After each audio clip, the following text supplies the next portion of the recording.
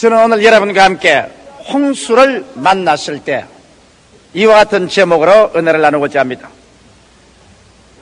여러분, 어떠한 사람이든지 일생을 살아가면서 시험과 환난의 홍수를 몇 번이고 당해보지 않은 사람은 한 사람도 없습니다. 저도 이 세상에 태어난 지 이제 만 45년밖에 안 되지만은 인생 절반을 살아가면서 생사를 가늠하는 무서운 홍수를 몇 번이고 당해본 것입니다. 여러분, 참으로 우리가 홍수를 당할 때 그 홍수가 우리를 완전히 음모라고 파멸시켜버릴 수 있습니다. 그러나 이 홍수를 당할 때 우리가 올바른 마음의 자세를 가지면 이 홍수가 더 낫고 위대한 삶을 가져오는 재료도 될 수 있는 것입니다. 그러므로 누구나 피할 수 없는 인생 일생을 살면서 당하는 시험과 환난의 홍수를 우리는 오늘 하나님께서 가르쳐주는 진리의 말씀을 통해서 이 홍수의 때가 우리의 인생에 크나큰 축복의 재료로 변할 수 있게 되도록 오늘 우리 신앙의 법칙을 배우십시다. 그럼 어떻게 해서 우리는 운명을 변화시키는 그러한 삶의 태도를 가지고 홍수를 대할 수 있을까요? 첫째로 오늘 시편에 있는 이 말씀 가운데 홍수 때 여호와께서 홍수 위에 자정하시며 여호와께서 왕으로 자정하시도다. 이 말씀 속에는 이미 심장한 하나님의 가르침이 있는 것입니다. 여호와께서 홍수 위에 자정하시며, 이 말씀은 하나님께서 어떻게 홍수가 우리에게 다가와도 그 홍수 위에 하나님이 앉아서 홍수를 다스린다는 것입니다. 하나님의 허락 없이 주를 사랑하는 여러분에게 홍수가 다가올 수 없습니다. 성경은 말하기를 너희 머리털 하나라도 하나님께서 세심받았다고 말했고 참새 한 마리라도 하나님 허락 없이는 땅에 떨어지지 않는다고 말씀하는 것입니다. 그러므로 우리에게 다가오는 시험과 환난의 홍수 위에 여호와께서 자정하고 있기 때문에 하나님 아버지의 허락 없이 어떠한 시험과 환난도 우리의 생애 속에 다가올 수 없다는 것을 우리가 알아야 되는 것입니다. 이러므로 주님께서 홍수를 우리에게 보내실 때는 이유가 있습니다. 여러분, 진실로 홍수가 얼마나 무서운지 압니까? 사람들은 불이 무섭냐 홍수가 무섭냐라면 어떠한 사람들은 불이 무섭다고 하는 사람이 있습니다. 그러나 그것은 잘못된 생각입니다. 불은 불타고 나면은 불탄 숟가락이라도 하나 남습니다. 그러나 홍수가 휘몰아쳐 가버린 데는 주춧돌 하나도 남지 않고 숟갈 젓갈 하나도 남지 않습니다. 그냥 하나도 없이 다 휘몰아쳐 가버리고 마는 것입니다. 이와 같은 홍수가, 시험과 환난이 우리에게 따라와서 휩쓸어가는 이유는 어딘지 압니까? 이것은 우리의 생활에 우리가 혹은 지위나 명예나 권세나 청춘이나 세상 쾌락이나 부귀영화나 이런 것을 지어놓고 그곳에 정을 들여가지고서 그것을 위해서 살려고 할 때 하나님께서는 이와 같은 것이 순식간에 사라지고 말 것을 아시기 때문에 주님이 부르시고 택한 백성은 그 속에 영원한 집을 짓고 살겠다고 앉지 못하게 하기 위해서 시험과 환난의 홍수를 보내서 이것을 거두어 가버리고 마는 것입니다. 너희 모든 인생은 무엇이냐? 잠시 있다 사라지는 악년이라. 모든 인생은 풀과 같고 그 영화는 풀의 꽃과 같다. 풀은 시들고 꽃은 떨어지나 여호와의 말씀은 세세토록 있도다. 여러분, 장차 다가올 그 영광은 오늘 세상에 어떤 부귀 영화라도 좋게 비교할 수 없는데 그 영광을 중심으로 살지 않고 세상의 부귀 영화 공명을 중심으로 살고 있는 하나님의 택한 백성이시면 하나님께서 그 사람의 잘못된 신앙을 고쳐주기 위해서 시험과 환난의 홍수를 보내서 모든 것을 확 썰어가버리고 마는 것입니다. 하나도 없이 다 썰어가고 빈손 들게 되면 우리가 누구를 찾습니까? 그 위에 앉아서 하나님을 찾게 되는 것입니다. 이 세상에 의지한 것 다 사라지고 이 세상에 내가 귀하게 여기던 것 다 빼앗길 때 그때 내게 오직 남는 한 분 하나님밖에 없습니다. 그래서 그때 가서야 사람들은 그 죄를 회개하고 불신앙, 불순종, 하나님 중심으로 살지 못한 것을 자복하고 주님께 돌아오게 되는 것입니다. 아마 오늘 여기에 앉은 여러분, 제가 한 사람 한 사람 개인 사정은 모르겠거니와 그러나 이 자리에 앉아서 여러분께서 예배 보는 사람 중에 크고 작은 홍수가 여러분의 생에 인간으로 의지하는 것 쓸어가고 난 다음에 그때야 깨닫고 하나님밖에 없다고 생각하고 주께 회개하고 나온 사람이 대다수일 것으로 나는 알고 있습니다. 이렇기 때문에 홍수는 우리의 생활에 필요합니다. 홍수가 와서 우리를 휩쓸어 가지 아니하면 우리는 언제나 썩어질 것 육신의 정욕과 안목의 정욕과 이 세상 자랑에 취하여서 정신 차리지 못하다가 주께서 오시는 그날에 심판받아 영원한 지옥으로 떨어져 버리고 말 것입니다. 이래보러 정신을 차리게 하시려고 주님께서 홍수를 보내서 우리 환경 정리를 할 때가 대단히 많습니다. 그뿐 아니라 여러분, 여호와께서 홍수 때 홍수 위에 자정하셨다는 것은 참 재미있는 표현입니다. 왜냐하면 홍수라는 것은 가만히 고여있는 물이 아닙니다. 호수의 물은 가만히 고여 있습니다. 우물물도 가만히 고여 있습니다. 그러나 홍수는 우렁차게 무서운 속도로 흘러갑니다. 여호와께서 홍수 위에 앉아 있으면 홍수가 무서운 속도로 흘러가기 때문에 하나님도 그 홍수를 타고 같이 올 수밖에 없습니다. 그래서 홍수는 다른 것이 아니라 여호와께서 타고 오는 수레가 되시는 것입니다. 여호와께서 홍수에 앉으시면 홍수는 무서운 소리를 내면서 여호와를 위해 모시고 그대로 수레바퀴가 되어서 우리에게 줄다름질 쳐오는 것입니다. 오늘날 하나님께서 여러분 등 따쓰고 배부를 때는 여러분께 아무리 와서 문을 두들겨도 여러분이 문을 안 열어줍니다. 주 예수 대문 밖에 기다렸었으나 단단히 잠가두니 못 들어오시냐. 그러나 홍수가 내리다가 와서 막 기막히게 모든 것을 쓸어가면서 오면 그때 여러분 누구를 불구하고 홍수를 수레 삼고 찾아오는 하나님을 부르짖게 되는 것입니다. 이러므로 여러분 반드시 홍수의 체험이 여러분과 나에게 불행이 아닙니다. 홍수의 체험을 통해서 여호와 하나님께서 그것을 수레 삼고 우리에게 찾아와서 그래서 우리는 이 세상의 부귀영화 공명으로 바꿀 수 없는 위대한 하나님과의 만남을 얻을 수 있기 때문에 홍수라는 것은 지나가 보면 우리 생활에 크나큰 축복이 될 수 있습니다. 나는 27년 전에 폐병의 홍수가 내게 다가온 것을 지금 돌아볼 때 얼마나 큰 축복인지 모르겠습니다. 그때는 내가 폐병으로 쓰러지고 피를 토하고 고통과 괴로움 가운데 있을 때 세상에 하나님이 나를 이렇게 할 수가 있느냐? 내게는 모든 것이 절망이고 슬픔밖에 없다. 나는 이제 모든 것이 끝장났다고 탄식했지만은 그러나 이제 내가 27년 후에 돌이켜볼 때 그때 그 폐병의 홍수를 수레 삼고 우리 하나님이 타고 나의 생애 속에 들어오신 것입니다. 그래서 그 홍수 때문에 나는 회개하고 예수 믿게 되고 그 홍수 덕분에 나는 목사 되고 그 홍수 덕분에 오늘날 천당하게 되시니 얼마나 고맙습니까? 나는 우리 최하실 목사님 볼 때도 그건 늘 느낍니다. 우리 최하실 목사님은 원래 본 성격이 굉장히 활동적인 여성입니다. 그래서 옛날부터 사업을 많이 했습니다. 성냥 회사도 세워서 성냥 공장 사장도 하고 또 여자로서 배를 사가지고서 원양 어선에 배를 타고 총치위에 나가서 고기를 잡기도 하고 뭐 안 한 일이 없습니다. 그 다음에는 방직 공장의 샤틀 만드는 회사 사장도 하고 그래서 세상 재미에 취해서 정신없이 돈벌이 할 때 주님께서 우리 최 목사님에게 홍수를 보낸 것입니다. 그 홍수는 맏딸이 뇌염으로 세상을 뜨게 됐습니다. 맏딸이 죽고 난 다음 한 달 만에 어머니가 또 세상을 떴습니다. 어머니가 세상을 뜨고 난 다음에 사업이 부도가 났습니다. 사업이 부도가 난 다음에 남편이 첩을 만들어가지고 달아나 버렸습니다. 홍수도 그 보통 홍수 아닙니다.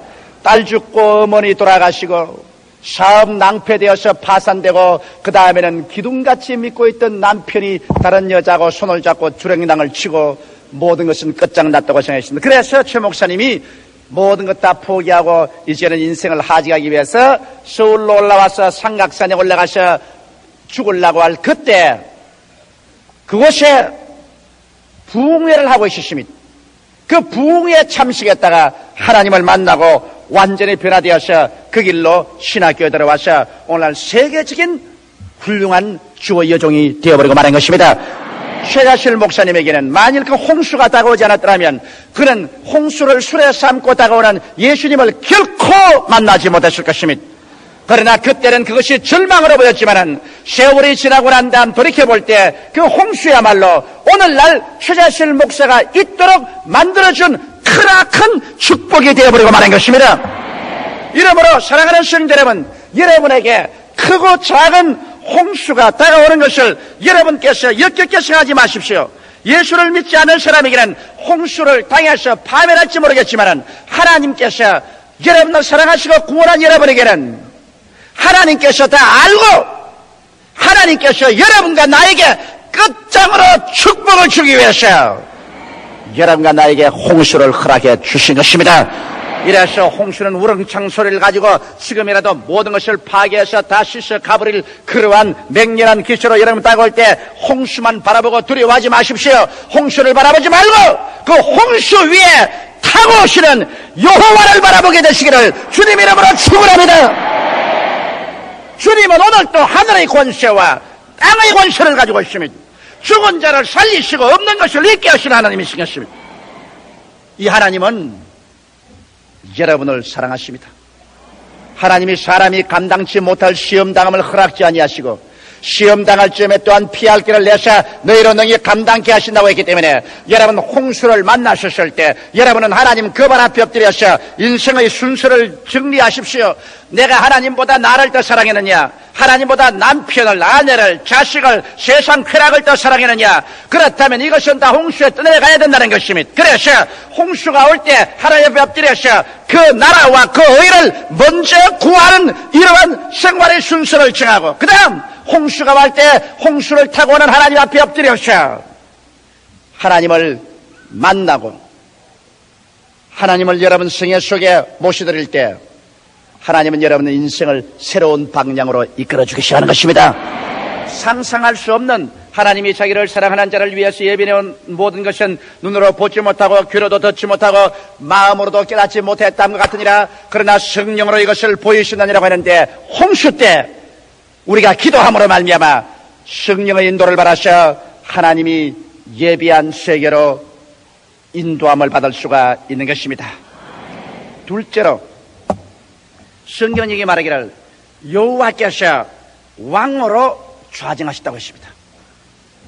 여러분 홍수 위에 여호와께서는 떠내려온 것이 아니라 왕으로 좌정했다는 것입니다. 왕이라는 것은 여러분 다스리는 분이 왕이지 왕은 지배를 받지 않습니다. 여호와께서 홍수 위에 앉아계시다는 것은 여호와께서 홍수를 다스리는 왕이신 것입니다. 이러므로 여러분 여호와를 우리가 올바르게 알면 우리가 두려워할 필요 없는 것은 여호와는 좋은 평화할 때만 왕이 아니라 천지가 뒤엎어지는 홍수가 다가올 때도 홍수 위에 왕으로 앉으신다. 이러므로 여호와께서는 홍수도 정부하고 다스린다는 것입니다. 여러분의 생활 속에 또한 시험과 환란이 다가와도 하나님은 그것을 능히 다스리고도 남음이 있는 왕이 되신다는 것을 알아야 되는 것입니다.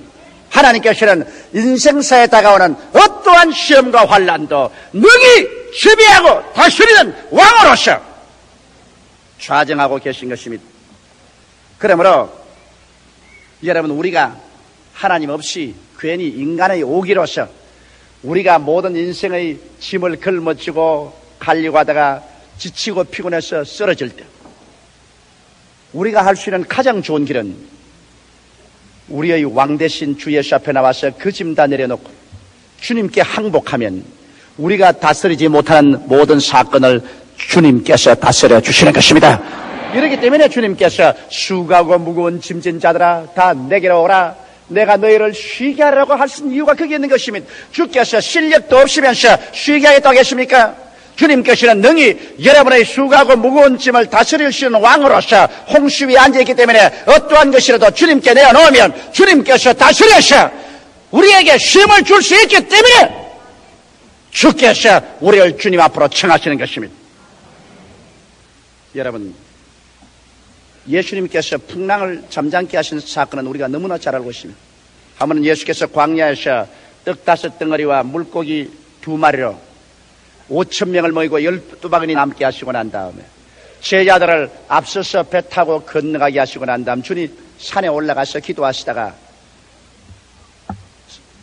밤 4경에 보니까 제자들이 바다 한가운데 배가 떴는데 거기에 타고 아무리 저어도 바람이 거슬러 오므로 고생하고 괴로워하면서 전진하지 못하고 고통 속에 있습니다. 칠흑같이 어두운 밤에 바람은 불고 파도는 치고 배는 방향을 잃고 제자들은 고통 가운데 있습니다. 그때 예수님께서 기도한 저수에서 내려오셔서 주님은 바다 위로 걸어서 제자들이 있는 곳에 오게 된 것입니다.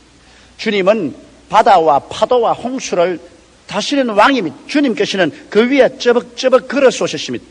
제자들은 예수님이 바다 위에 걸어오는 것을 보고 밤중에 귀신이라고 유령이라고 고함쳤지만 예수님께서 성경에 보니 그 배에 올라타시자마자 배는 즉시로 해변가에 도착했다고 말씀하는 것입니다. 오늘 인생 파도에 우리가 번민을 하고 고통을 당하고 괴로워하고 우리가 인간의 수단과 방법으로 아무리 노를 저어도 배는 앞으로 전진하지 않고 그래서 가정의 배, 사업의 배, 생활의 배가 방향을 잃고 파탄지경에 이르렀을 때 이 홍수를 주장하는 왕되신 예수님을 여러분 가운데 모셔드려서 모든 일이 안 될 때는 부흥회를 하게 되기를 주의 이름으로 축원합니다. 가정의 모든 일이 안 될 때는 가정에서 부흥회 여십시오. 사업이 안 될 때는 사업장에서 그만 예수님 모셔놓고 부흥회 여십시오. 예수께서 여러분 홍수를 밟고 와서 여러분 배에 올라타면 배는 즉시로 육지에 닿고 마는 것입니다.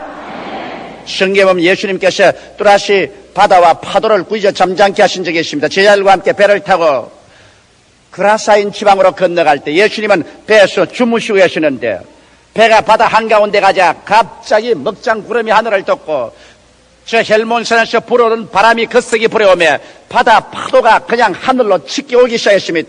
하늘로 올라가서 배가 뛰었다가 그냥 바다 밑에 가라앉듯이 내리 가라앉으며 배에 물이 가득한지라 제자들이 있는 힘을 다하여 물을 퍼내어도 감당할 수 없어 배에 물이 가득하여 물이 뱃속에 들어오며 배가 가라앉게 된지라.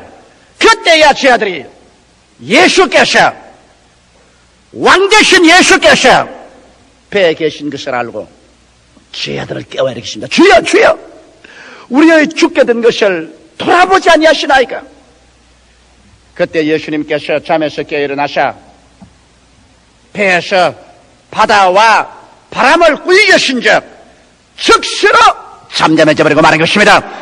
다시 한번 예수님께서는 홍수 위에 왕으로 좌정하셔서 홍수를 주님께서 마음대로 다스리는 것을 보여주신 것입니다. 오늘날도 우리 주님께서는 여러분과 나의 환경에 어떠한 거센 파도가 불어온다 할지라도 우리가 진실로 믿음으로 예수님을 깨워서 주님을 섬기고 모시면 주께서 우리의 환경에 바람과 바다를 잠잠하게 할 수 있는 능력을 베풀어 주시는 것입니다. 셋째로 이 성경 말씀에는 여호와께서 자기 백성에게 힘을 주심이라고 말하셨습니다. 이와 같이 해서 여러분 홍수의 체험을 통하여 인간이 깨어지고 주님 그 발 앞에 엎드려 주님께 온전히 순종하게 될 때 여호와께서는 이제 여러분과 나에게 새로운 힘을 얻는 세계를 보여주십니다. 옛날에는 돈이 나의 힘이다, 권력이 나의 힘이다, 청춘이 나의 힘이다, 빽이 나의 힘이다, 세상의 힘을 의지했지만은 그런 힘들이 홍수를 통해서 보니 아무 힘도 없이 다 사라지고 마는 것을 경험하게 되는 것입니다. 그래서 결국 깨달은 것은 사람이 떡으로만 살 것이 아니요 하나님의 입으로 나오는 모든 말씀으로 살 것을 깨달았고 나의 의인은 믿음으로 말미암아 살려는 것을 깨달은 것입니다. 이래서 주를 믿는 백성이 한 새로운 세계를 발견하게 됩니다. 믿음의 세계, 말씀의 세계, 성령의 능력의 세계를 발견하게 되고 그래서 주의 백성들은 이제는 하나님을 그의 삶의 전적인 자원으로 삼게 되는 것입니다. 하나님을 나의 돈이요, 나의 집이요, 나의 명예요, 나의 권세요, 나의 청춘이요, 하나님을 모든 것 중에 모든 것으로 나의 삶의 근원적인 자원으로 삼게 될 때 하나님께서는 믿음과 말씀과 성령을 통하여 우리가 전에 상상할 수 없는 영적인 힘, 육신적인 힘, 생활의 힘을 주시기 시작하는 것입니다. 성령으로 말미암아 의와 희락과 기쁨을 마음속에 주시고 믿음과 소망과 사랑을 주시고 또 우리에게 건강을 주시고 또 재물을 얻을 힘을 주시고 그렇게 해서 우리의 생활이 영혼이 잘됨같이 범사에 잘됨에 간결하고 생명을 얻되 넘치게 얻도록 주께 해서 만들어 주시는 것입니다. 이러므로 오늘날 주의 백성들이 이제는 자기의 힘의 근원이 하나님께 있는 것을 알고 난 다음에는 이제는 모든 생활에 하나님의 기적을 기대하고 살게 되는 것입니다. 하나님께서 나의 생명의 근원이 되시고 나의 힘의 근원이 되기 때문에 하나님만 바라보고 하나님을 의지하고 그 다음에는 우리가 심고 거두는 법칙을 쓰게 되는 것입니다. 하나님께 우리가 먼저 드리고 난 다음에 그러고 난 다음 하나님께서 우리의 생활 가운데 기적을 베풀어 줄 것을 믿게 되는 것입니다. 예수님께서 모든 기적의 근원이시지만은 떡 5덩어리와 물고기 2마리를 먼저 예수님의 손에 심어 놓아요. 그 다음 그 결과로 위대한 기적이 나타나셔 5,000명 남자를 먹이고도 12방울이 남게 한 것입니다. 이것이 오늘날 여러분 하나님께서 주의 백성들에게 주는 새로운 축복의 법칙이요 새로운 힘의 법칙인 것입니다. 여러분 학교에 가서 수학을 공부한 사람은 곱셈을 알지요. 100 곱하기 0은 무엇입니까? 예? 0이지요. 1000 곱하기 0은 무엇입니까? 0이지요. 그럼 100만 곱하기 0은 뭡니까? 0이지요. 하나님의 능력이 1000이고 만이고 100만이 되어도 여러분이 기도할 때 0으로 곱해놓으면 아무리 해도 0으로 나옵니다. 심고 거두는 법칙이 그것인 것입니다. 하나님이 전능해도 거기에다가 0을 곱해놓고 난 다음 주여 주시옵소서 믿습니다. 1에 곱하기 0 주시옵소서. 그럼 하나님이 오냐 여기 있다 받아라 제 공이다. 그건 뭐 100을 곱해도 0을 곱하면 0이고 1000을 곱해도 0을 곱하면 0이고 1억에다가 0을 곱해도 역시 0으로 나옵니다. 이러기 때문에 심고 거두는 법칙을 알아야 됩니다. 하나님의 능력이 전지전능해도 우리가 아무것도 안 심어놓으면 0으로 나오는 것입니다. 여러분 문전 옥답을 가지고 있어도 문전 옥답에 씨앗을 뿌려놓지 않고 난 다음에 여러분 믿습니다. 오곡백과가 무르익을 줄 믿습니다. 믿습니다. 하나님께 내려보고 잘 믿었다. 공이다. 가을에 거둘 것이 하나도 없는 것입니다.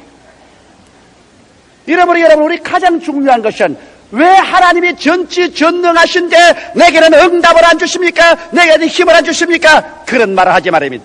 하나님이 전지전능하시지만 거기에다가 여러분이 꼽혀야 되는 것입니다. 공을 꼽았지 말고 하나라도 꼽혀야 되는 것입니다. 그러므로 성경에 주라! 그래야하면 돌려줄 것이니 곧 후에 되어 눌러 흔들어 넘치게 해서 안겨 주라고 말하는 것입니다. 이제 우리가 기도할 때 몸을 드려야 되고 시간 드려야 되고 물질을 드려야 되고 그래서 하나님께 무엇을 내놓아요. 하나님의 능력에 곱하기를 하면은 그것이 30배, 60배, 100배로 되어서 나오게 되는 것입니다. 이러므로 여러분 전능하신 하나님이 우리의 힘의 근원이 되고 하나님이 우리에게 힘을 주시기를 원하고 있기 때문에 그곳에 여러분이 있는 것을 내놓아서 곱하고 난 다음에 기적이 일어날 것을 기대하십시오. 반드시 하나님은 위대한 열매를 맺으셔 여러분에게 추수하게 해서 주의 백성들에게 힘을 주시게 되는 것입니다. 할렐루야. 넷째, 이 성경을 말하기를 여호와께서 자기 백성에게 힘을 주시며 여호와께서 평강을 주시려다가 말한 것입니다. 하나님이 전국적으로 여러분 우리에게 주시기를 원하는 것은 마음의 평강입니다.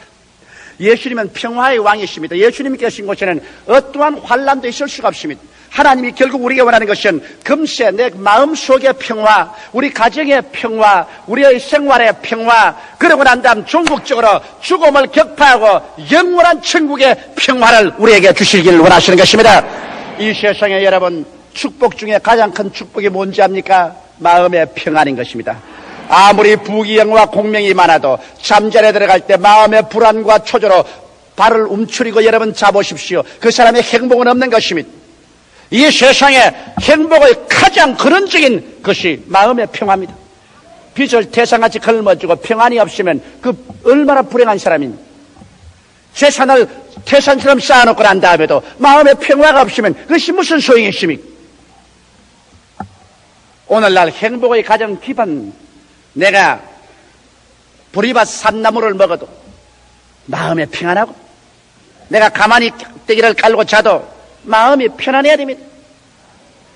편안하면 그 사람 속에 그 평안을 통해서 행복이 다가옵니다. 그런데 이 평화는 돈을 주고도 살 수 없습니다. 인간의 학문이나 인간의 수양과 노력으로도 살 수 없습니다. 이 평화는 평화의 왕 예수께서 오셔서 여러분을 점령하게 되면 동남풍이 불고 서북풍이 불어도 여러분은 평안한 것입니다. 할렐루야! 이러므로 성경은 말하기를 여호와께서 자기 백성에게 평강을 주시며 평강의 복을 주시로다. 이래서 죄를 용서하고 병을 치료하시며 마귀를 내어 쫓고 절망을 소망으로 변화시키는 하나님께서는 여러분과 내 마음속에 금세 평안을 주시고, 그리고 또 내세 영원한 천국에 평안을 주셔서 진실로 여러분과 내게 선을 베풀기를 원하시는 것입니다. 오늘날 폭풍우를 안 만날 사람 누가 있습니까? 홍수를 안 만날 사람 누가 있습니까? 그러나 하나님을 올바르게 알고 올바른 신앙의 태도를 가지고 홍수를 만나면 홍수는 궁극적으로 하나님 손에서 여러분이 도저히 상상할 수 없는 큰 축복이 되어서 돌아오게 되는 것입니다. 이러므로 좋은 것은 좋아서 좋고 좋지 않은 것은 하나님께서 좋게 만들어 줄 것이니 좋은 것입니다. 이래서 우리는 항상 기뻐하라, 쉬지 말고 기도하라, 범사에 감사하라. 기뻐하고 기도하고 감사하는 생활을 살면서 날이 맑을 때도 비바람이 불 때도 잠잠할 때도 홍수 때도 우리는 믿음, 소망, 사랑을 가지고 앞으로 승리적인 전진의 삶을 살아갈 수 있는 것입니다. 다 같이 고개 숙여 기도드리겠습니다. 살아계신 우리 하나님 아버지, 여기 고개를 숙인 주의 백성들은 한두 번 이상 모두 다 홍수를 통해서 온 사람들입니다.